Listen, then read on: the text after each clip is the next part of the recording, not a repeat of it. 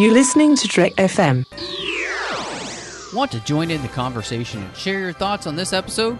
Join the Babel Conference, our listeners' discussion group on Facebook. Just type BABEL into the Facebook search field, and we'll look forward to seeing you there. This is Steve Sansweet of Rancho Obi-Wan, and you're listening to the 602 Club.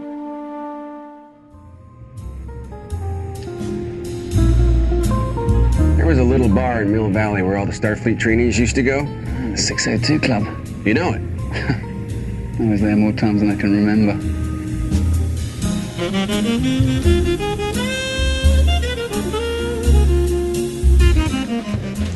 You're not retiring anytime soon, are you? Now pay attention, 007. I've always tried to teach you two things. First, never let them see you bleed. And the second? Always have an escape plan. Hello and welcome to the 602 Club, Trek FM's local watering hole, where I am your host, Matthew Rushing, and I've always tried to teach you two things. One, make sure you're subscribed on iTunes. And second, make sure you leave a review. That's right, I'm so excited to be here. If you understand what we're talking about tonight, you'll probably have gotten the little reference there. We are diving into the penultimate James Bond movie for our series, since we have already covered all of the Craig films. We are going to be diving into The World Is Not Enough. And I have to say, what a great family motto. And with me here to talk this Bond film is none other than Hot Christie, as she named herself. Thank you for having me back. Our joke is that my mic kind of runs a little hot, and so I said, no, I'm always a little hot. But glad to be back and to talk about a movie that I hadn't rewatched in a long time, but was glad I did. I think it's still a good movie, aside from someone's name Christmas. But I think... What, me? Yeah, you. Christmas Rushing. The gift to the world. That's all right. Oh, wow, man. This punt, it's going to be happening all night, so just get used to it, folks. And, of course, with us, as always, is, the more dulcet-toned than I am tonight because, I sound like a sick Batman. We've got John Champion. You sound like a sick man. Like, I'm sick, Batman. No, pleasure to be here, guys. And it's a movie. So, looking forward to getting into it. Is it the movie is it the gift that keeps on giving? That's the question. But before we dive into that, the gift that does keep on giving is the 602 Club to you every week, which you can find over there on iTunes.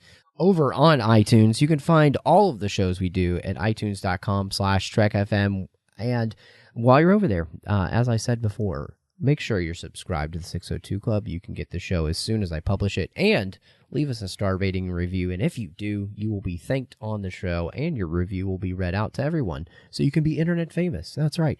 You can follow us all over the place. We're on Twitter at Trek FM, Facebook at facebook.com/Trek FM. We do have a listeners-only discussion group, which is called the Babel Conference. That is housed on Facebook. You can find that by typing Babel into the search field there on the old Facebook, or maybe you're over at the website at Trek.fm and you're perusing show pages. Just hit the discussion button on the menu, and that'll bring you right over there. And then last but not least, maybe you would like to contact the show and you would like to send us an email. Well, we love getting emails here on the show, so go over to Trek.fm/contact, choose a show, choose the 602 Club, and that email will come to me and then any hosts that are on that week. So as we mentioned, we're continuing with Bond, and we've got The World Is Not Enough. What's interesting continuing with Bond with this one, guys, is I was kind of shocked when usually when I go and do some research and I watch the behind-the-scenes stuff, there's all of these things that have happened. This one, there's very little controversy or trouble that seems to be behind the scenes, which is kind of strange for Bond movies. So instead of having a lot to talk about, there really wasn't. I thought this would be a good section to really kind of talk about the idea that this one continues in the vein of the last film, which kind of took some social commentary, some things that were happening around the world, and that, this story seems to still, in some ways, be pretty relevant with the idea of interrupting oil supplies and trying to one-up each other in that oil game, which is still such an important thing for us here in the West and around the world. And I thought that was, if there is one good thing I think I could truly say about the movie, is that the plot itself is actually still pretty relevant when it comes to what the villains are after. I completely agree, Matt, and I'm glad that it's a movie that has this social commentary, like you said, that it's was relevant, especially then. I remember, even though I was young at the time, the world becoming more aware of A, that oil is not a renewable resource, and B, that we need to be more environmentally conscious about that. And so I did think it was a fascinating plot to go with because of that, but then also that it was interesting and it gave them a new way to go with the plot of the movie as far as villains go, to not just be something outlandish, something, that's more grounded, and makes sense for when the movie came out. I do want to add that I felt like, as far as the behind the scenes interaction between the cast and crew, I think it was great. Obviously, we probably all do, that there wasn't a lot of turmoil this time. And when you watch the behind the scenes with Brosnan especially, it just seemed that everybody jived very well together. And that he said that he was ready to do many more films with this group and to continue as Bond. And, as we know, obviously we get him again in Die Another Day. And so it felt like in a good way that there was nothing exciting going on in that area. And I was glad to hear it.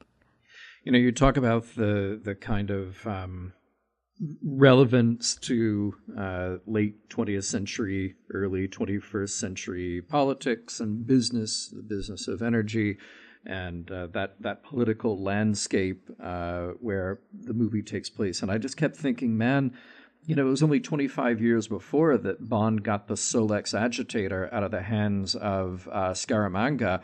Where was Bond's commitment to renewable energy resources? Why are we still? He could have already saved the world this problem. Exactly, man. I mean, what we need next is a villain who's dedicated to wind turbine energy. Maybe another who's dedicated to geothermal. Mm-hmm. So, yeah. That's something that is really good about this movie. I feel like, well, actually, all three of these Brosnan movies that we've looked at so far, there is a sense of place that I really appreciate about these. And I've been kind of, I didn't enjoy GoldenEye as much as I thought I would, though I still like it. I enjoyed Tomorrow Never Dies more than I thought I would, even though it had been my favorite of the Brosnan movies anyway. And each of those movies did a great job of really sort of putting Bond in places that are exotic and interesting and photogenic, but still feel real.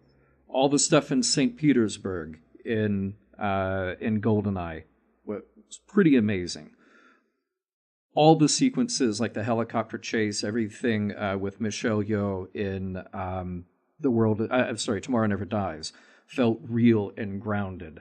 This movie is that first scene of going over the abandoned Soviet oil fields where they've just sort of laid waste to this part of the world. It was really evocative. So that, yeah, I really appreciate that Bond sort of swings back and forth on this pendulum between total fantasy, submarine bases and space stations, to something that is tangible and extant. Well, and this is really a Bond movie where, everything in it could happen. There's nothing outrageous happening here. This is all very grounded stuff. And I think if anything can really be said in the movie's favor, that is another really important aspect to this movie, is that there isn't anything like space lasers and, that kind of stuff, where there is this sense that, these things could happen. And I really enjoyed that about the film. And I thought, it's well done in that way to give us something that is still relevant even today. But of course, it's just something for me that I felt was very strong in the film's favor, to give us something that feels down to earth, real, and just... What's interesting is that, Pierce Brosnan, I think his films, people have the feeling that they kind of went way more the Roger Moore route. But honestly, in this film, that's not the case. I don't feel like we've gotten to that point yet. We might get there in the next one, possibly. We'll talk about it then. But who knows? Who knows? Only the shadow knows. But this one, I didn't think there was anything just crazy that you couldn't see in reality, which was great. The gadgets all feel, still more down to earth that Bond has. He doesn't get anything from Q that doesn't seem like you couldn't actually make. And he actually doesn't have a ton of gadgets in the movie. I think the craziest gadget may be the X-ray glasses. But that doesn't seem all that far-fetched, really, for Bond. So it's a little comic booky. Yeah. But, like, specifically comic booky. It does kind of seem like something Iron Man would have. Yeah. You could totally see Tony Stark wearing those glasses. Like, if that were really a thing in 1999, the glasses would look cool, but Bond would also have, like, some computer pack, and it would have, there'd be a camera on it, and you'd see wires and all. But, for the purpose of the movie, sure. Yeah. But the other side of this movie that I thought was also kind of interesting was that there is, I feel like maybe the first time, there's a personal stake for M. Because this story revolves around a friend of hers, and of course, what happened with Elektra King, his daughter, in the past. And so this almost seems like, Bond's gone on personal vendettas, but this one kind of leaves M to almost want to be on a personal vendetta, which was another nice way to continue Bond and do something that we'd never seen before. Yeah, I think that for me stole the show more than the whole oil issue, was that M was getting personally involved when usually she's been much more removed and good at being an unbiased, great at her job kind of person. And that she and Bond have that moment before he goes off on the mission where he says, "Are you getting too involved, M?" And she's like, "Don't be insubordinate." And, he's looking at her like, who are you to call me insubordinate when you're the one who's getting personal about a mission? I love that. And I love, too, that really it pulled on my heartstrings a person like Elektra who had been through what she had been through. I think it's very relatable in a sad way, that kidnappings, unfortunately, happen a lot. And that, she went through being... beaten and people wanting ransom for her. And then later, obviously, we learned getting Stockholm Syndrome. It's a tough thing to watch, but it's great as a plot device because then you care so much about her and you don't for 1 minute think until Bond questions her that she could possibly be another villain. Yeah, looking at this movie in retrospect after, a couple of years ago that we did all of the Daniel Craig movies where M is really front and center, it was kind of a surprise to go back to this and remember, oh yeah, this is the first time that they really made M a character. Not just sort of the parent figure, the overseer who gives the mission and then is out of the picture. It really was only in License to Kill that Bond and M, we felt really had any stakes with each other, but then you just don't deal with M anymore after their scene at the Hemingway house. So when we reintroduce M as Judi Dench, I like that they changed the relationship and they gave them this not totally adversarial, but they sort of put them in a position where they had to re-earn each other's respect. So it was cool to see then a new depth added to M and to what she brings to the movies. Well, and I think that's the thing that was really enjoyable to see in this film. You know, we've had their relationship progressing, and by this movie, you know, you do have where Bond is drawing information out of her. You know, where they're standing there at the Scottish castle, which what a great place to have. You know, an MI6 lair, and he's making her tell him what had happened. And I thought that was really interesting because there is almost a role reversal in this film for them, where M is the one who is maybe too involved with what's happening, and Bond is the one who's being a little bit more clinical about this and trying to get to the bottom of things, and trying to be slightly more I don't know what the right word is, but I guess clinical is probably the best word. You know, just do the spy job, get it figured out, and let's move on to the next thing. And I thought that was really nice, you know, because it just adds another layer to the relationship, but it also adds a lot of trust in the relationship, which I thought was great to see here as well. So I thought that was, you know, giving M a bigger part into the story and allowing Judi Dench to do more was fantastic. It's so funny to hear her in interviews. She's so completely the opposite of this character, and being comfortable with anything to do with this, but she plays it so well in the film, you never don't buy her. So I really appreciate that. I wanted to ask you guys something that's not even on the outline, what I was just thinking about this. You know, we've had Pierce now for, this is the third film. And I wanted to ask you just about him and what you thought about his portrayal of this, you know, incredible icon at this point. 3 movies in, is he gotten better for you? Has he gotten worse? What do you guys think? I think that he's only gotten better because you can tell always in an actor's first Bond film specifically that the actor is kind of trying to ease the audience into believing them as the new version of Bond, but also that the writers are trying to ease you into believing them as well. And that by the second and then the third movie, that they're really coming into their own with the character. And I think that, I'm a card-toting Pierce Brosnan fan. I will tell you, Thomas Crown Affair. And it's laminated. Yeah. So. Thomas Crown Affair is one of my favorite movies of all time, and it's because Pierce Brosnan is so freaking awesome. But he is so believable as Bond. He's got that mystery about him.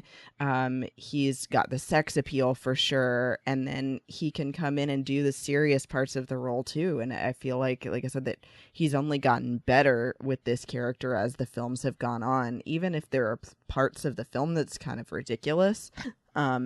You know, him driving this jet boat around.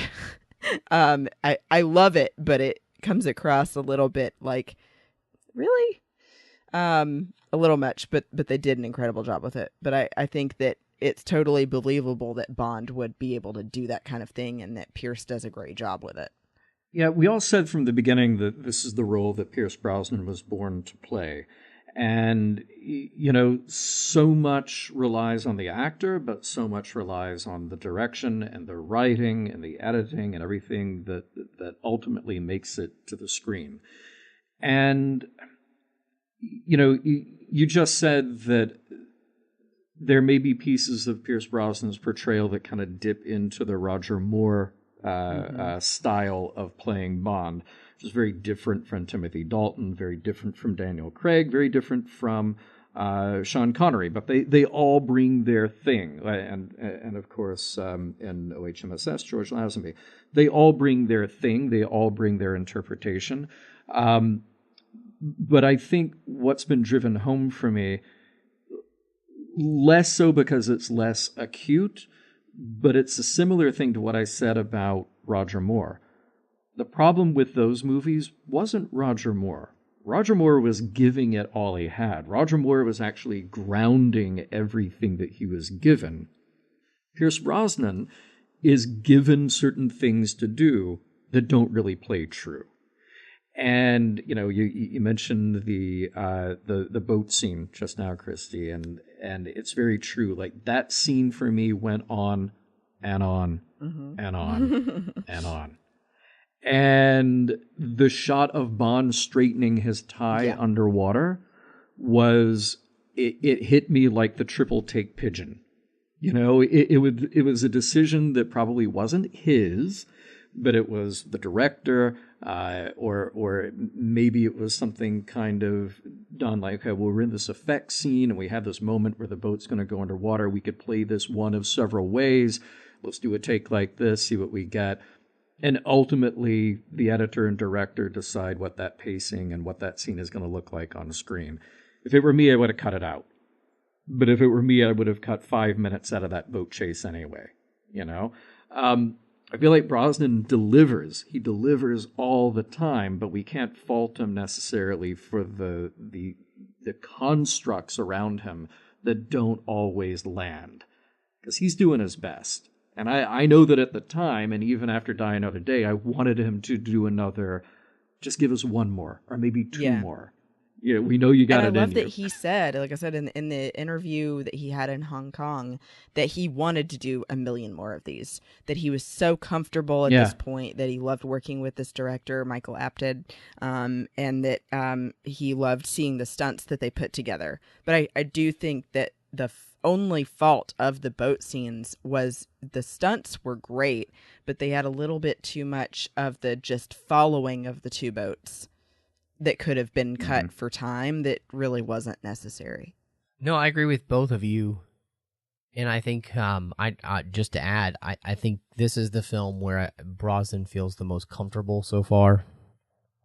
He really is inhabiting the role. I think he just is Bond at this point. And he feels, pretty confident in everything he does. And I was noticing, and I really enjoyed the scenes that were much more tense, that were much more emotionally driven, the ones that were a little bit harder edged. I think he does that stuff really well. Some of the stuff with Elektra where they're challenging each other, and also the scenes, where he's being tortured by her, and he's trying not to let her know that it's hurting him, and giving it back to her, basically, of, I don't really care what you're going to do. I'm going to find a way out of this. That kind of attitude, that steel he has, that Remington steel. I think he just does a very good job in this movie, but I'll agree with you, John. I think that there are places where the movie undercuts that with some humor, that kind of hurts those tension scenes. And it's not his fault. It's just the way in which they do the film, and it's a little bit frustrating. And I'll agree too. The opening credit sequence, the boat chase just goes on too long, and it becomes the longest opening credit sequence ever, because they were going to cut that down, where it was just going to be the part in Spain, and then the other part was going to be later, after the credits, and it was deemed too boring compared to the other Bond movies, so they put in the boat chase. There's nothing wrong with that boat chase. The boat's cool. What's happening is cool. You're just, like you said, Christy, you're allowing the chase part where you're just seeing the boats follow each other last way too long. And the part where, Bond is making his way across, which doesn't even make sense. You really lose all reality at that point that, the boat is out of the water, but still somehow it's going, all of that stuff, if you really cut this down and just got to that point where he has the confrontation with the balloon and then falls and then hurt his shoulder, all that stuff is great, I love that he gets hurt in this movie. you know, and that it's kind of a constant reference of, oh, he's got this shoulder thing. And you'll even see him fall in certain scenes in other parts of the movie, and he winces, you know. So they keep that going. All that stuff is good. It's just, yeah, Brosnan is undercut by some of the things that they decide to do here in the film. And I think the opening scene in the Swiss banker's office, I thought, was tremendous. Like, they did such a good job of building the tension, and you really felt like he was in danger. Of course, you know that he's not, but what a great thing. A little office, a few floors up, the doors are locked, there's 3 guys in there, and then you have the authorities coming, and you've got to get out of there with the briefcase. Like, all of that stuff was great real-world spy stuff, or our imagined version of real-world spy stuff. Then you get back to MI6, and you just mentioned it, you know, as soon as that boat gets on land, and it's not like the scene from Live and Let Die, where it just has to make a crossing and then get to the other side where the river picks up again. This is like, I go back to Moonraker.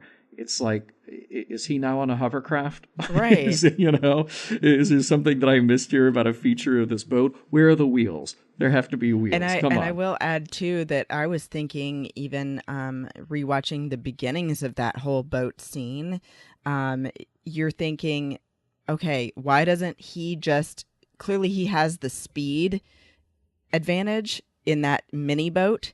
He could just drive it up on the back of her boat and then solve the problem.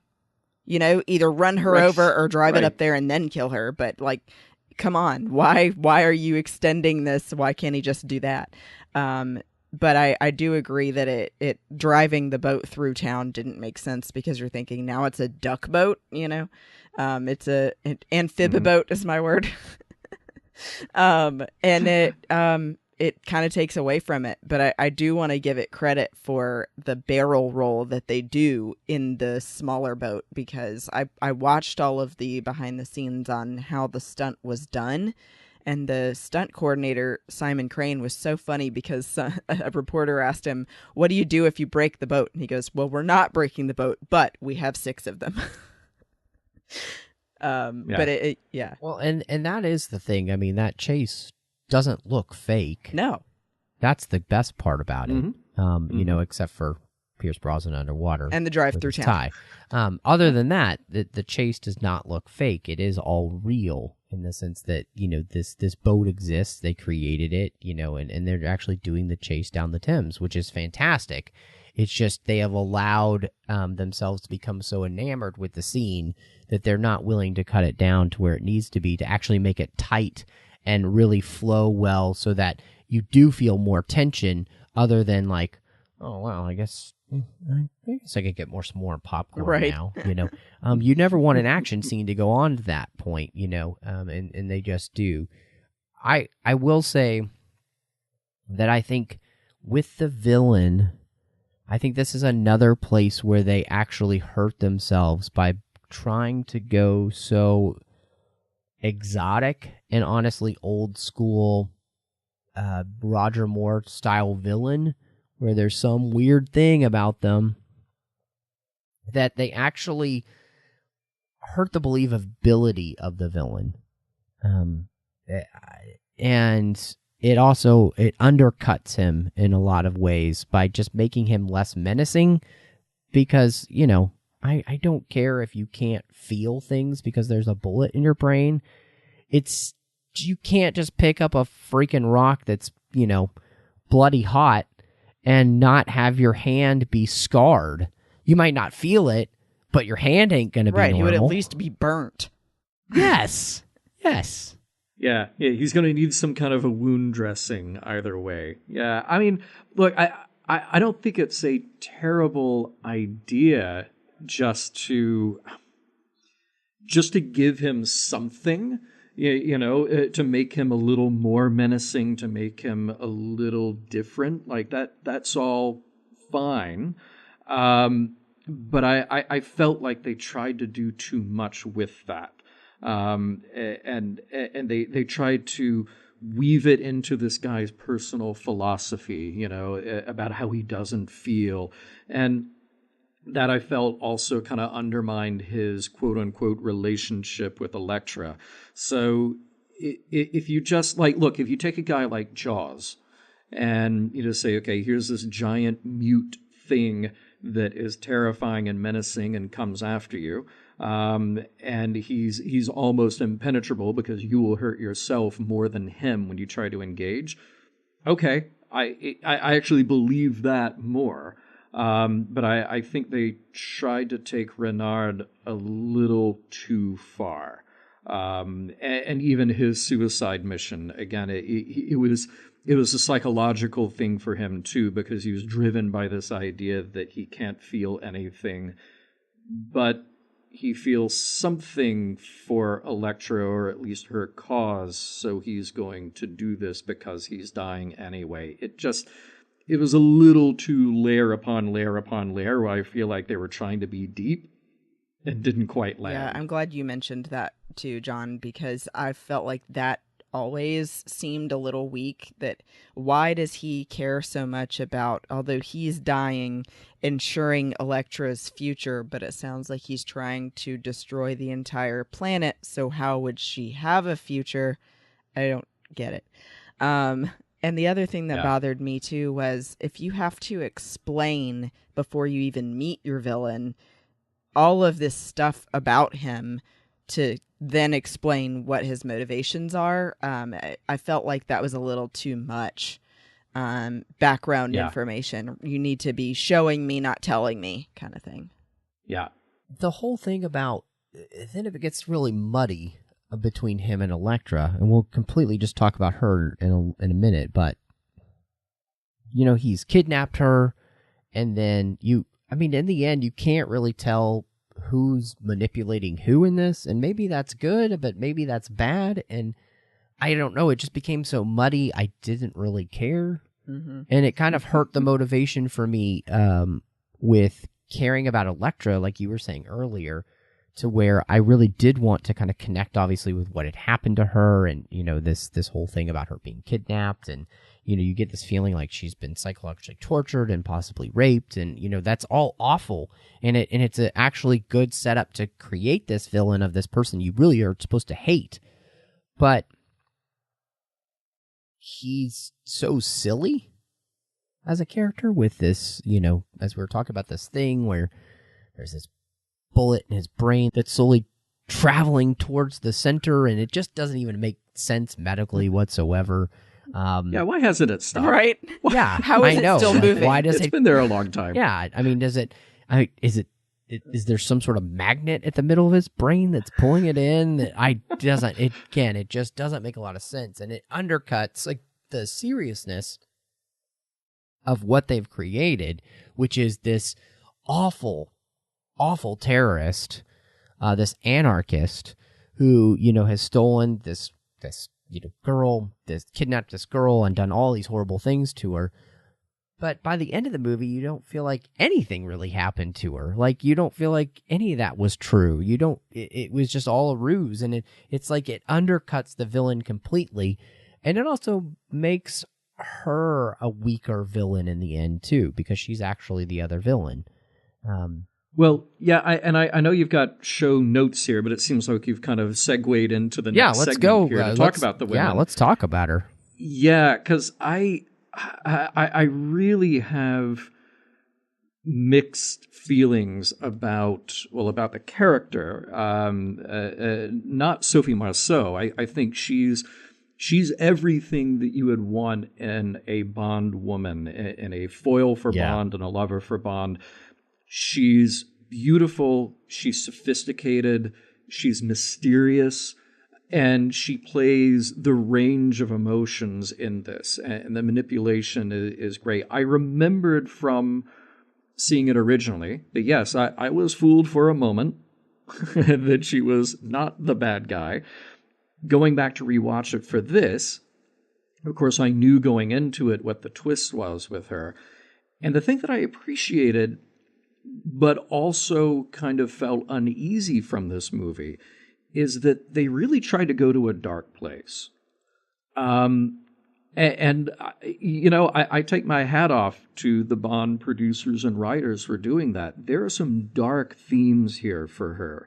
There is the torture that she went through, the hatred that she has for the people around her. There are these dark areas about rape and abuse and the Stockholm Syndrome, although a little strange that Bond just comes right out and says it in this sort of the exposition moment of the film. But at the same time, I sat there wondering, are we just painting a slightly more complex version of this, you know, tortured woman trope who then has to take it out on everybody around her? And I kept wanting for the character to be even deeper and even more sophisticated and even more empathetic or something else to be there with her than I actually got out of this. So it's like they got me there halfway, and then it's just like, okay, well, is she just the mustache twirling bad guy because she has these issues with the other people in her life? And then we're gonna, you know, leave her dead on the bed there in her lair. John, So, nobody can resist her. Nobody. Nobody can resist her. The fact that she said, that drove me nuts. That drove me nuts. Just cut that line right out of the movie. Show it, don't tell it. You know? And see, Because at that exact moment, Bond was resisting her. So it's like, you're... Yeah. Just stop. But I will say, I kind of chalked up any inconsistency with her to just her having gone completely off the deep end crazy at this point. That was my suspension of disbelief with it. And I think what really cemented that for me was that it was so creepy when she's running up the staircase from Bond and says, "You can't kill me, not in cold blood." It was just, I mean, blood curdling for me. That she just looks like she's an insane person at this point and is running toward the next thing. And I like that they have Bond go there and shoot her right in the face. I mean, he didn't shoot her in the face, but you know, he's facing her when he shoots her.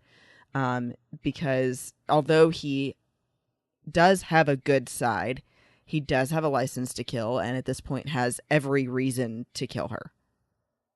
So you don't feel bad that she dies. But and I think to your point, though, the reason it feels so weird is just like, at that point, it just feels like he's killing this brat.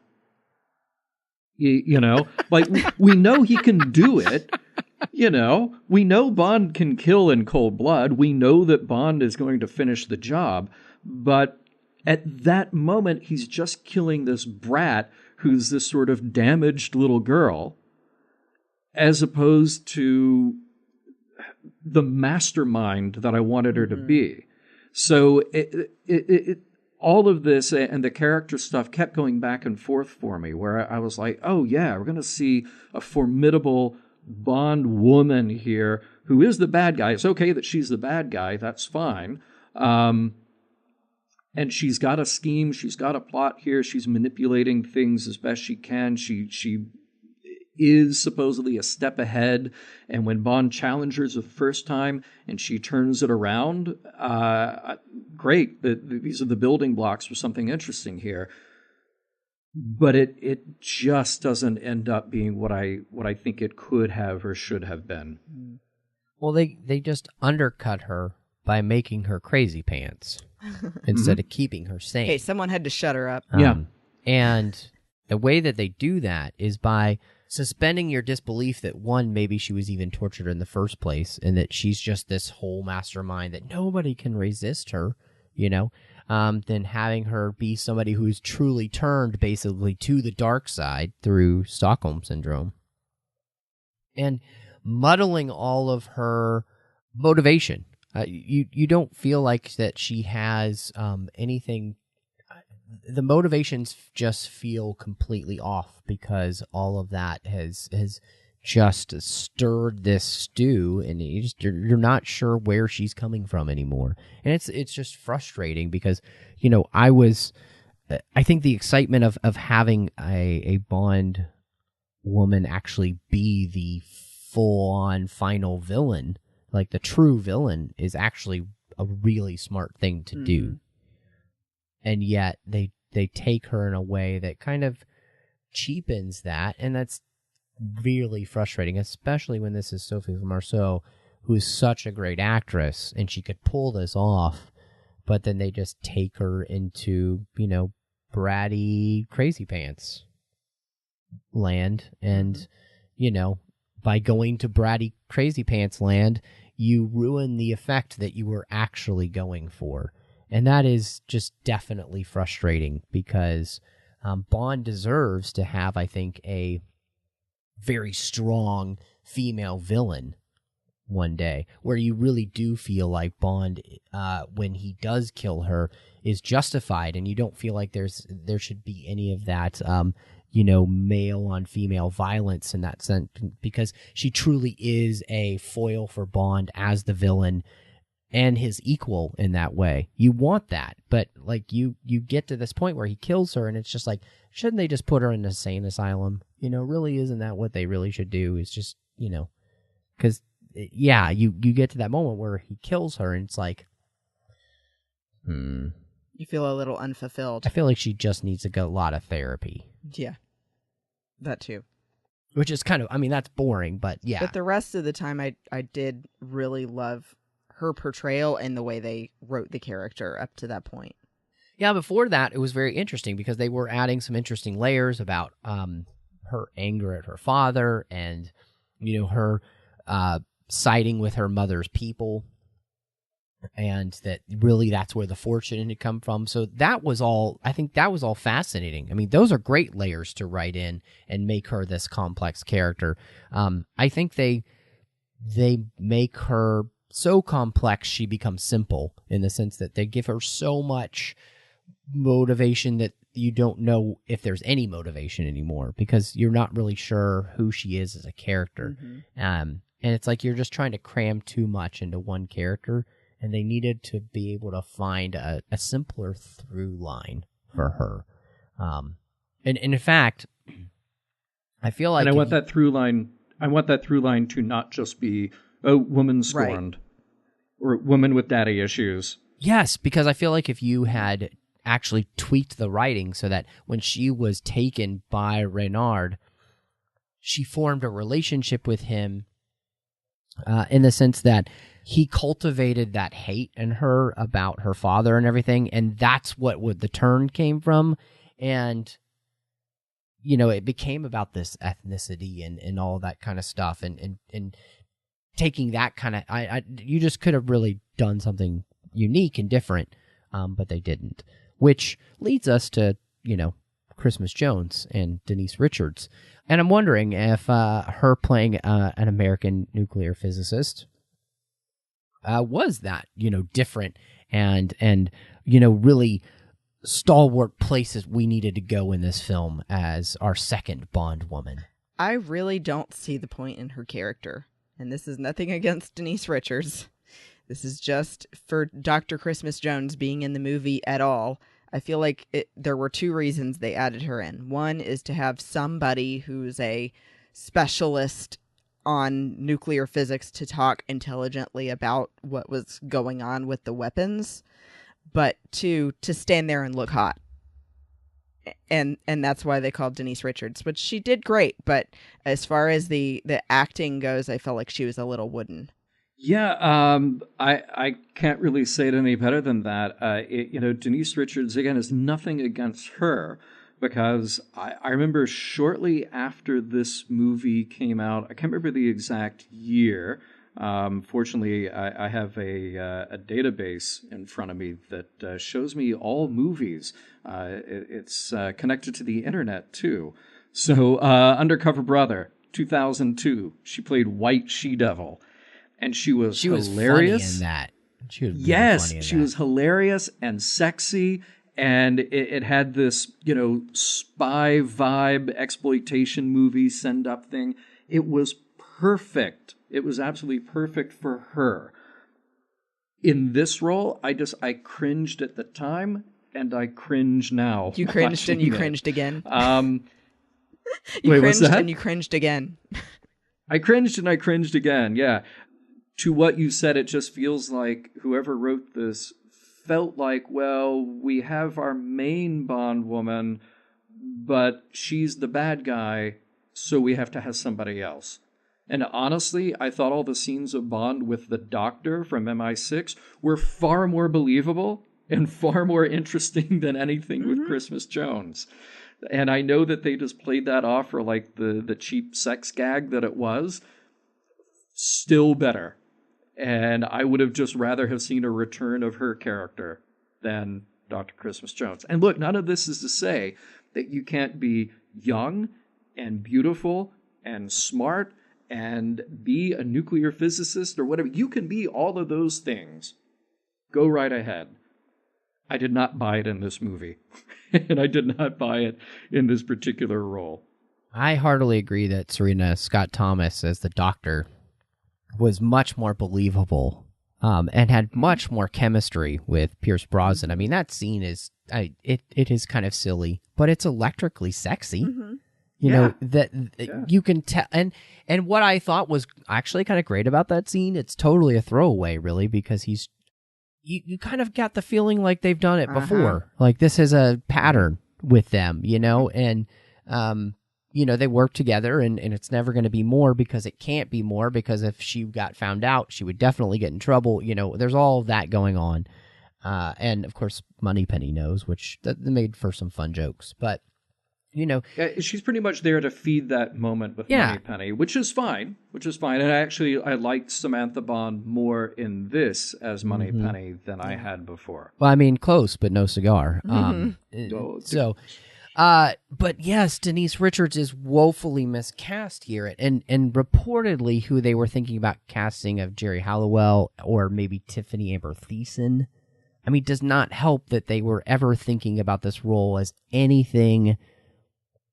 You know, they're not aiming high with this character. It's the lowest common denominator. Denise Richards is beautiful, but I mean, she's not the character you need for this role. You need somebody who can really act the part of, you know, as she said, Richards stated she liked the character because she was brainy and athletic and had depth of character. Well, the character on the page may have that, but you didn't add any of that, unfortunately. Right. And so, and in fact, you took that all away. And it's just because this is not the role for her. And so, again, Denise Richards was fantastic when her blackness was confirmed. She had soul and Undercover Brother. You know, I mean, she was amazing in that movie. She's so good at comedic stuff. But here, yeah, I mean, her, you know, fake disgust over Elektra King and Bond being with her and all that stuff. It just, nothing about the character works whatsoever, and it's very frustrating. So, and even just the name, it felt like in the past, you know, the Bond women names could be pretty perverse in a funny way. Obviously, like the Holly Goodhead and, you know, all of that, but it felt like they were trying to be a little safe but still have something funny. But you saw the joke coming the first time they said her name. If her name is Christmas, at some point they're going to make a joke about opening the presents. Ha ha ha. And she even says that. She even says, I've heard all the jokes. So, come on. But they still do it at the end. I don't know any doctor jokes. That was actually the best joke about her name. I don't know any doctor jokes. Yeah. I mean, they should have just stuck with that. But of course, you know, the last line in this movie may be more egregious than what we get at the end of Moonraker. Oh, he's attempting re-entry, sir. Yeah. I'm not sure which is worse. Right. So, and that's saying something. All of the above. All of the Just above. that they're all the worst. I do. Okay, so a quick side before we get to Q. What did you think about the cigar joke with Moneypenny? Oh, I loved it. Yeah, look, I mean, it's one of those traditions in Bond movies that you just can't give up. You have to have the tension, the flirtation between Bond and Moneypenny, and they're just going to keep finding those moments and playing them, some more extreme than others. Go to it. Well, and I mean, you know, I guess if you're making fun of Bill Clinton, it's allowed. Yeah. know. And she tosses it. Yeah. Good for her. It is great. Yeah. I agree with you too, John. I really appreciated her in this role. She has a small role here, but I thought her and Bond had some fun together in that, and I liked her little bits in this film. I just thought it was enjoyable. I wanted to ask you guys about saying goodbye to Q, because this is Desmond Llewellyn's last film, and he was already retiring from the role because he was just getting too old to play it. And sadly, he would die in a car crash not long after the premiere. Do you feel as though he got the right send-off? I do. I think that I felt it coming, even though I knew, obviously, I had seen the film before and knew the history of Desmond Llewellyn. You get the feeling when you're watching his scenes with Bond, when he first comes in, that, A, you can see Desmond's age in this movie at this point in his life. And then B, you can tell that, he's mentioning his retirement when he says, "You ruined my retirement vessel." But it still every time makes me emotional. Like I felt like I was going to cry when he said, "Always have an escape plan," and then just slowly lowers into the ground. You feel like you're losing him at that point.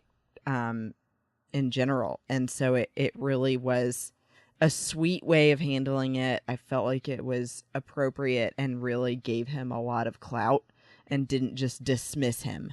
But great to bring in John Cleese. I don't know who else I would have used at this point to possibly replace Q. And so I think that they picked the perfect person to come in, and then making the joke of him as being R and being the butt of the joke that he's never going to be as good as Q was cute. I agree that, that send-off of him going down the elevator was perfectly shot. It was perfectly acted. It was poignant. It was a really nice moment for them to have in there. And you really felt Desmond Llewellyn's age in this more so than even in the last movie. It's just something changed, and suddenly he felt a lot older than the old man that he already was. I do wish, though, that they had separated his scenes with the John Cleese scenes as R. I don't know what the right answer to that is. I don't know how structurally I would have done it or how I could think through it, but I wanted Q to just have his moments on his own. And, John Cleese, pretty much wherever he shows up, he's going to upstage everybody.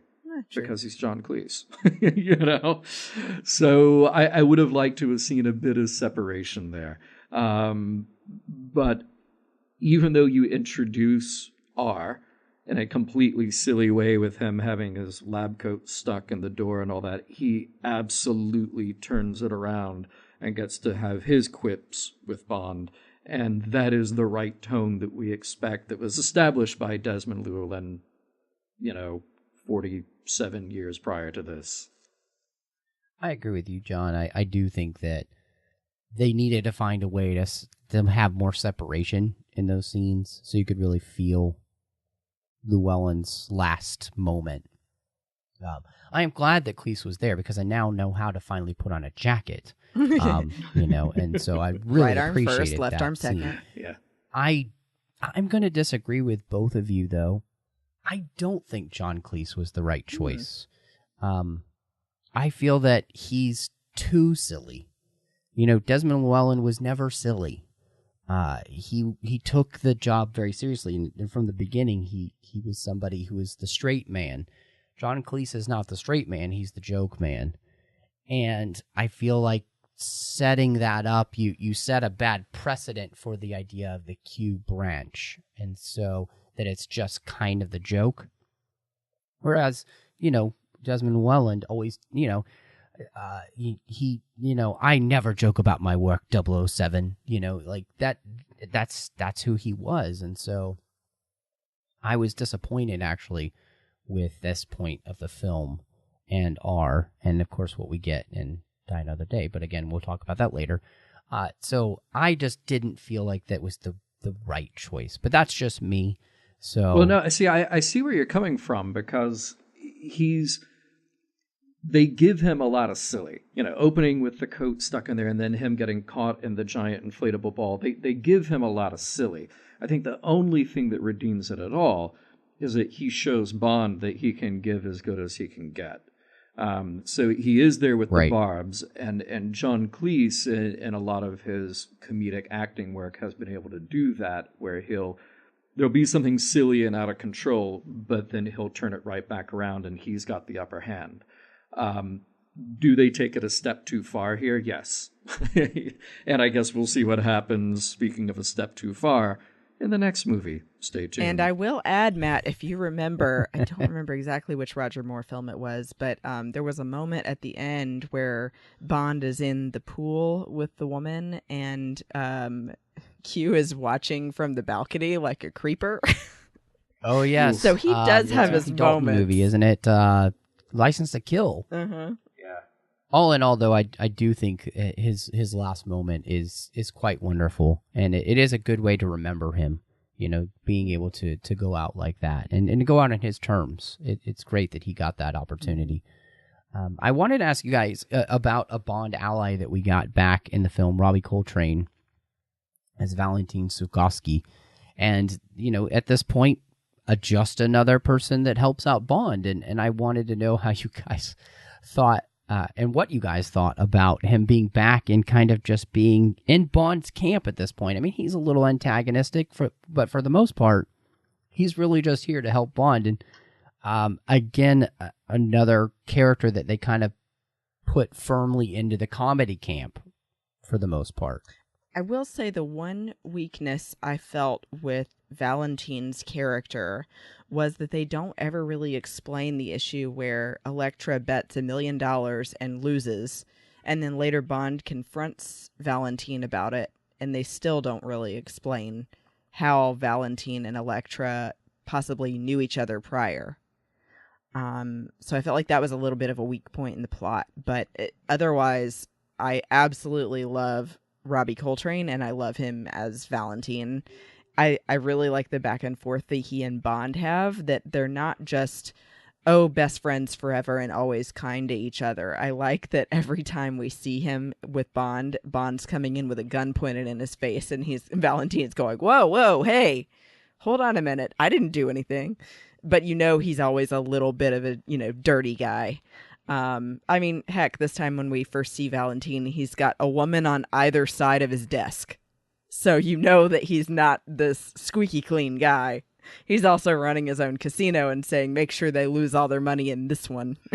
Yeah, I got no complaints there. I mean, Robbie Coltrane was so good in GoldenEye in this character, and it's really nice to see him back. And it's nice to see Bond have to deal with people who are on his side only because, well, it's, the enemy of my enemy is my friend.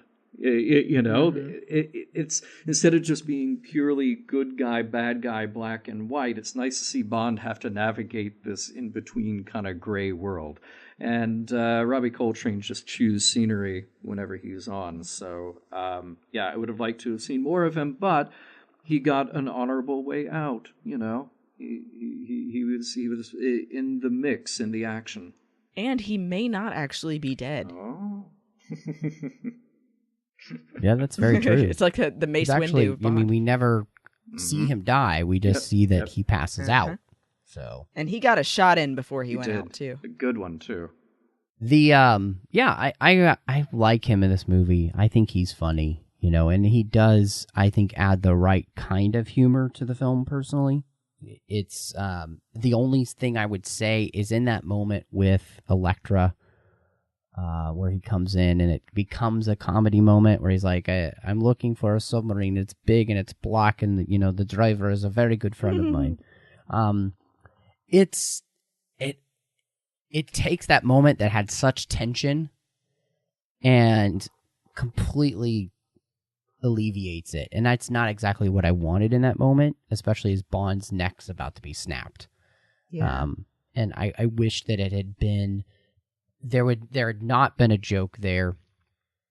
and that, you know, his kind of rise up wasn't so over dramatic, you know, as he rises up and he, you know, he points it at her and then he brings it over. Like, it's very cliched, and I think it does hurt the moment there. But otherwise, everything else he's doing, especially when he's hanging out with Bond, I really appreciate that. Especially as they just start drinking together and they're talking about everything. And, you know, there is that sense of, like you said, John, they have become close because the enemy of my enemy is my friend.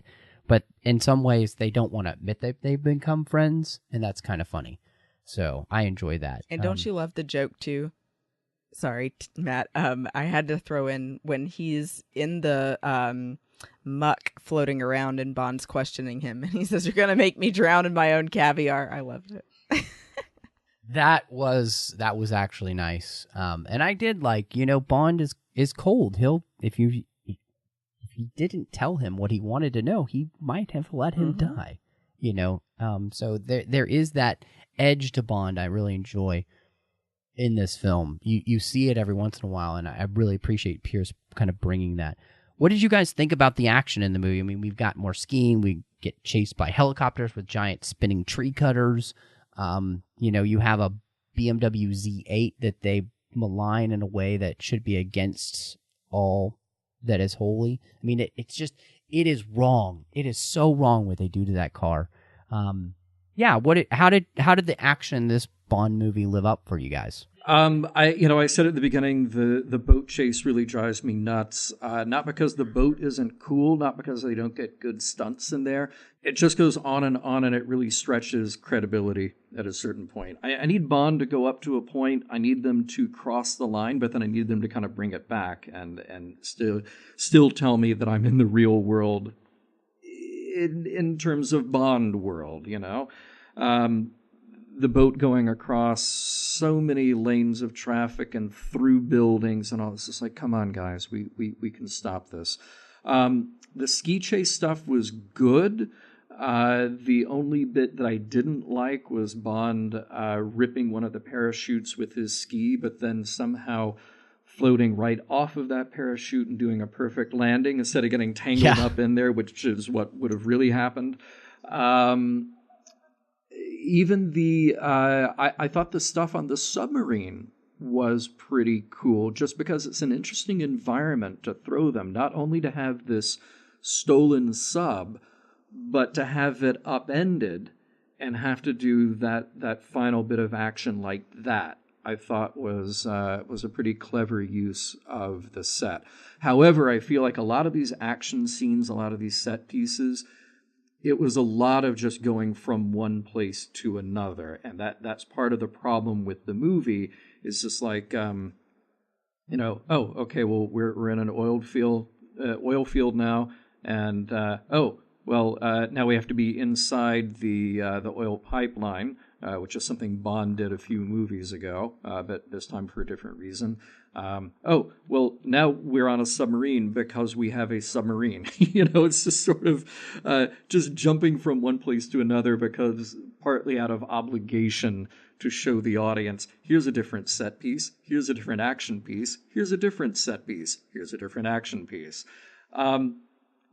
They work because Bond always does a good job with action, but some of it feels like it's by rote.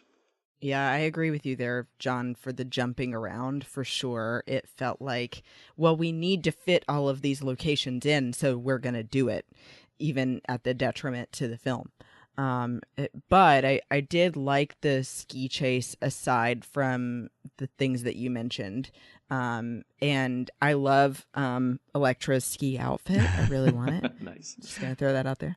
And I like the idea that there are these tree saws that hang down from a helicopter, but I don't think that really exists or that it's even possible. And it really kind of just becomes the shotgun over the fireplace where you see it at the beginning and you're going, okay, someone's going to either die with that later or they're going to cut something in half with it. You just know they're going to bring it back later. So it felt a little unnecessary to even have them in the movie.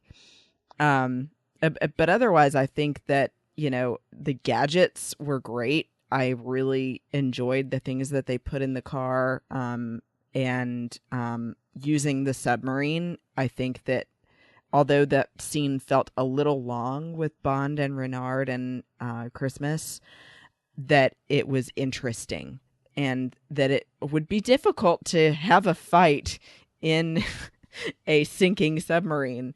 So it was cool, but it was a little bit too long, and some parts felt a little too implausible to me, especially Bond swimming out from one hole of the submarine and then back into another, and her having to open the door. There were a lot of doors opening and closing, and I didn't know where people are going to or from. Right. And I will say this, a BMW Z8, way sexier than a Z3. Oh, it's amazing. Yeah. That car also retains its value. Apparently, right now, the lowest you can buy one is for, I think, 169,000. What? So, yeah. Just outside of my budget. I don't have a lot to say about the action. I'm just going to say this. Apparently, Bond eats vanilla because this is a vanilla action film. None of them feel exciting. There's nothing really happening in them that I don't know. It just, Bond, it's vanilla. That's all I got. Yeah. I'm sorry. So you're not wrong. Let's move on to music and theme. Yeah. And I want to hear what you guys think about that. I'll start real quick, and I got to say, I think David Arnold knocks it out of the park again with the music. I do think that the soundtrack is fantastic. It feels like classic Bond.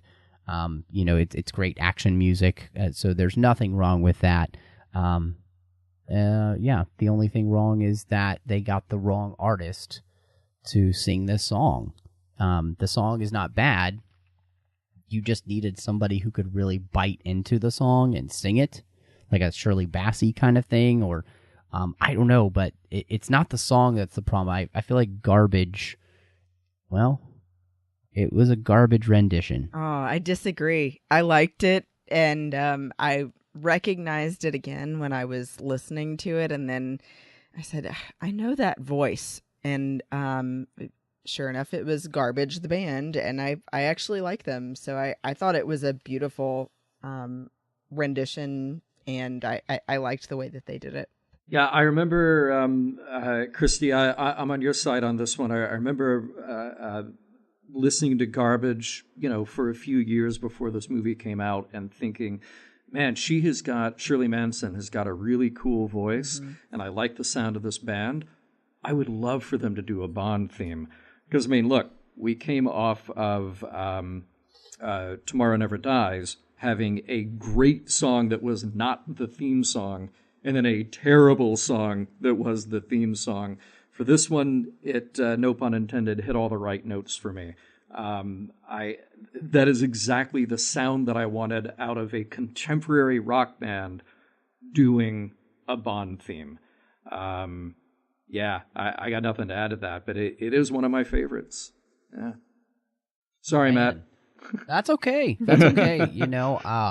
I think it's great when we have, different opinions, honestly. I think it makes for Indeed. a much more, interesting conversation. And I'm glad it worked for you guys better than it did for me. So, I'm just glad that the music, didn't sound like GoldenEye again. So Hear, hear. thank the maker for that.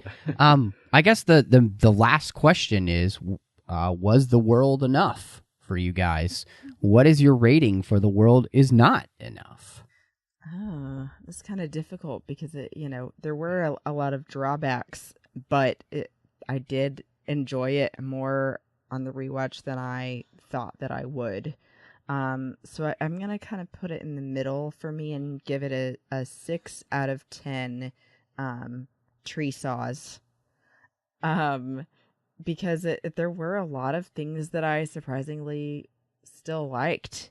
I think that the villain, woman this time instead of just a man was great. I think that Sophie did a great job as this character that was troubled but also had a good side. and fooling Bond, and especially on your first time seeing this movie, fools the audience into thinking she couldn't be a bad guy. I love that for M, something gets personal and that she even gets out on the field.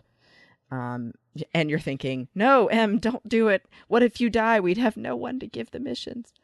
And I like a lot of the action sequences, even though some of them could get a little silly with the boats. I still think the stunts were great. And credit to the stunt guy for doing that barrel roll in the boat. I couldn't do that. And then last but not least, I have to add in that I still love Valentin Zukovsky, and I hope maybe at some point we'll get a similar character again. So yeah, 6 out of 10 for me. So unfortunately, this is a Bond movie that when it came out, I was so underwhelmed that I had only seen it once. So when it hit theaters, that was my first and only time watching this movie in its entirety, you know, as a set thing, watching from beginning to end. I'd seen many, many pieces of it over the years, but that was the first time until now that I had just watched it in its entirety, uninterrupted from beginning to end. And I remembered why. It's because to me, this movie commits the ultimate sin of Bond movies, which is that it was boring to me. I never felt engaged in the characters, and I really wanted to. I was so intrigued with the idea of the Elektra character. I was intrigued at the darkness they were going for, and I wanted to see Pierce Brosnan in something other than what we had just seen him do in his first 2 movies. And I loved that we incorporated M, and I thought some of the locations here were great. But like I said before, talking about the action sequences, it just feels like we're going from one place to another without a lot of sort of emotional meat to sink my teeth into. There are good moments. There are really good moments here, but they don't tie up to make a total package for me. And I don't think it's Pierce Brosnan's fault. I don't think it's Sophie Marceau's fault. Certainly not Dame Judi Dench's fault. And we get to see other ancillary characters that I like. I like Samantha Bond here as Moneypenny. I like Tanner. I like Colin Salmon. These are all good people. I just feel like they didn't quite put together the movie to fit all of this. So, the things that I like in this, I like a lot, but at the end of the day, this is not a movie that I'm going to go back and watch, really. So I'm going to give it 3 X-ray sunglasses out of 10. This is a Christmas present that should have stayed unwrapped. It should never have been bought as a Christmas present. And so I can't really add anything to what you said, John. I think you said it eloquently. So for me, I will say this is 5 out of 10 unwrapped Christmas presents. It's just so, like, it wants to be better than it is, but it's just so baseline mediocre. It's just so in the middle, which makes it vanilla, and so it's disappointing. And it's disappointing because, well, what we have looming is possibly disappointing as well, but we'll see as we die another day next time on the 602 Club. I want to thank you guys for joining me. I love getting to do these shows. They're some of the shows I look forward to the most. Thank you so much to Ken Tripp and Davis Grayson and Dano Noah for supporting us over on Patreon here as associate producers. Track FM is a huge network, and we can't do this without you. So we do ask you, go over to patreon.com/TrackFM and see how you could become part of our team today and really help all of these shows keep coming to you. We cannot do it alone. It's just too expensive. So again, we ask you to go over to patreon.com/TrackFM. A little bit every month helps. It really does. So go over there and become part of our team and help make sure all of the Track FM shows come to you each and every week. Guys, I love this. It truly is an honor for me to do these shows with you. Christy, let everybody know where they can find you and hit you up online with all the things that you've got going on, because you've got a lot going on. Thanks, Matt. Of course, you guys know you can always find me here often on the 602 Club, doing the Bond films as well as the other geek topics, TV shows, books. And then I am on a monthly show with my friend Teresa Delgado called Galactic Fashion on the Jedi News Network. And then I also sometimes write for StarWarsReport.com. And you can find me online at Bespin Bell on Twitter and Instagram, as well as Galactic Fashion on Twitter and Galactic Fashion Pod on Instagram. And John Champion, where can everybody find you, sir? Best place to find me would be through Roddenberry Podcast Network, podcast.roddenberry.com, where you'll be linked up to Mission Log and Mission Log Live and the other shows that we do. And if you're looking for me personally, well, Twitter at DVD Geeks, where pop in occasionally, or on Instagram, you can find me there as Slow Mo Gentleman. Woo! That's Slow Mo Gentleman. Gosh. You can find me on Twitter, MattRushing02. I'm also on Instagram under the same name. I'm here on the network doing The Orb with Chris Jones, talking about Star Trek Deep Space Nine. I've got a couple of shows over on the Nerd Party Network. I've got Owl Posts with Drea Kaufman talking about the Harry Potter series, one chapter at a time. And then I've got Aggressive Negotiations with John Mills talking about Star Wars each and every week. We just pick a crazy topic that we've been thinking about and discuss that. It's a lot of fun. And then last but not least, doing Cinema Stories with my good friend Courtney, all about films through the lens of faith. But thank you so much for joining us. And y'all come back now, you hear?